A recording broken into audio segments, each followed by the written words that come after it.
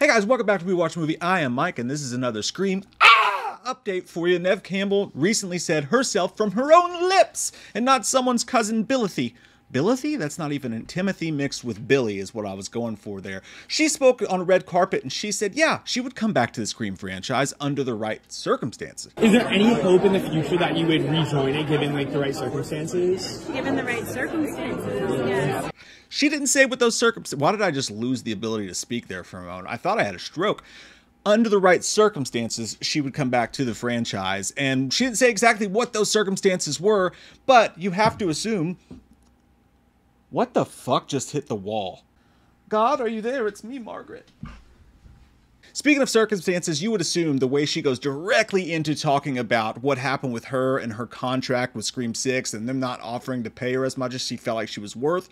Those are the circumstances she is speaking of. You know, I made a statement several years ago, and it was the reason that I didn't do the film at the time, and I just really felt the need to stand up and say that I don't believe I would have been treated that way had I been a man. So it's really hard to tell, but as far as why she would come back to the franchise after everything that's gone on, she had a really pointed answer to that I thought was pretty cool. She said, because this franchise means so much to everybody involved, to me, to Kevin Williamson, to the cast. It means so much, mostly to the fans, and I would hate to see it burn, she says.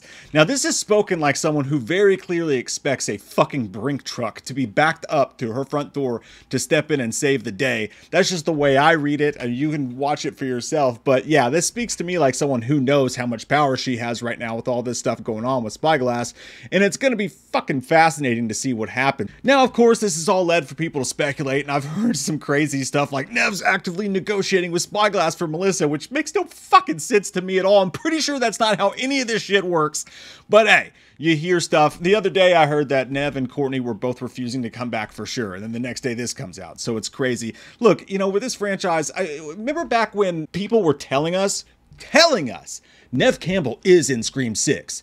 I know it. I don't give a fuck what anybody else says. Like, these insiders and scoopers were all like, Neve Campbell's in Scream 6 as a cameo. And like, A, that's a spoiler to tell us that even if she is. But like, Neve Campbell came out and was like, I'm not fucking in the movie. And they were like, yes, you are, Neve. Yes, you fucking are. So really, you got to pay attention to it. If it comes out of Neve's mouth, if it comes out of a cast member's mouth, if it comes from an actual journalistic website, then you can believe it. But other than that, that's where we stand right now. It appears to me that Neve has not been contacted, at least not with an offer that she would appreciate, even though it was put out in the Hollywood Reporter that they are eyeing her and McDreamy to come back. It doesn't sound like she's got an offer, at least not one that's up to her standards so far.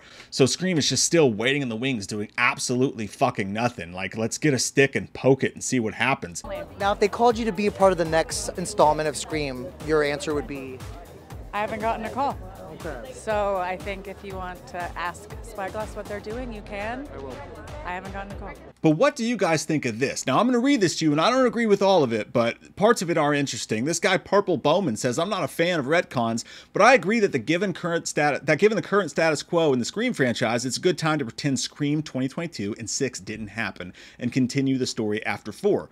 A real direct sequel accented with the OG characters. Fuck those requels. You gotta spell it right when you're gonna come with that angst, though, Arrow guy. I don't agree with all that. Like, I love Scream 2022. Fucking Scream 5. I love Scream 5. I love Scream 6. I thought they were both good movies, and I enjoyed them. I'm happy that they're a part of the franchise. And you know what? No one's gonna... David Zaslav's not gonna go in there and put a bag over these things' head and hide them in a basement where you can never watch them again. But this is an interesting thing to think about here. And the reason I like entertain it, and I even retweeted this, and I was like, I do not hate this. Like, I don't 100% hate this, even though I like 5 and 6. It is interesting for the fact of this. If they did do this, here's what they could do.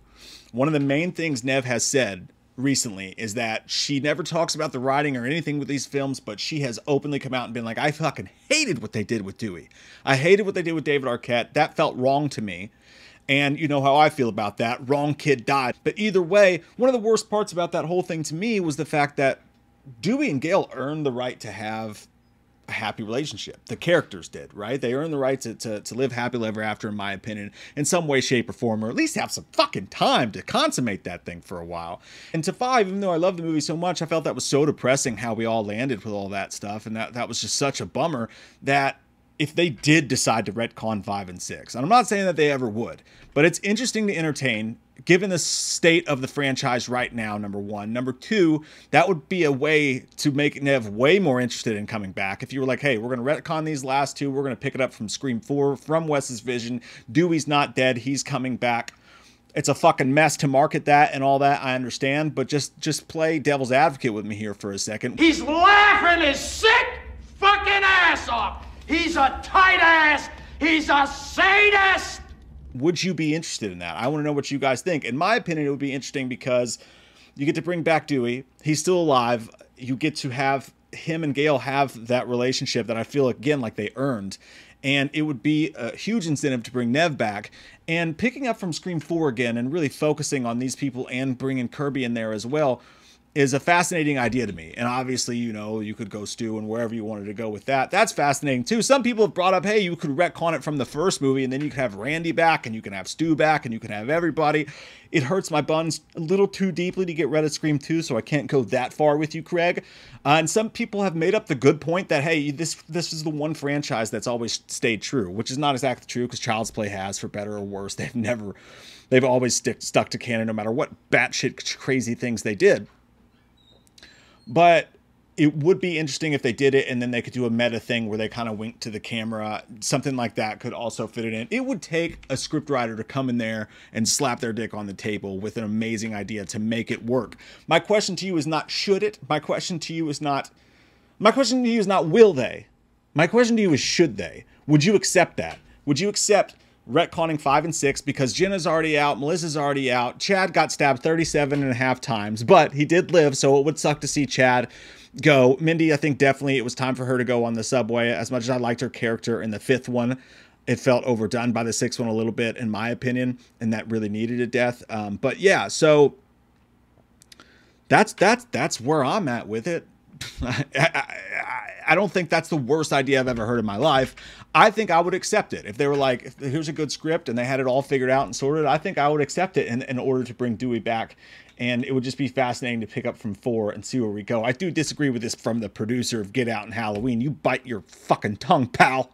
That shit doesn't need to go to Blumhouse. I'd be happy if it went away from Spyglass, but does not need to go to Blumhouse, that's for sure. I just thought that was a fascinating conversation at the very least. I would love to know what you guys think about it, and we love your fucking faces. I hope you guys have a great day. Here comes that white-faced fucker, an asshole like no other. He's a big old piece of shit. Wants to stab your sister's tits cause he's a white-faced fucker. Loomis can't recover. Dr. Challenge drunk again, sleeping with your sister's friends.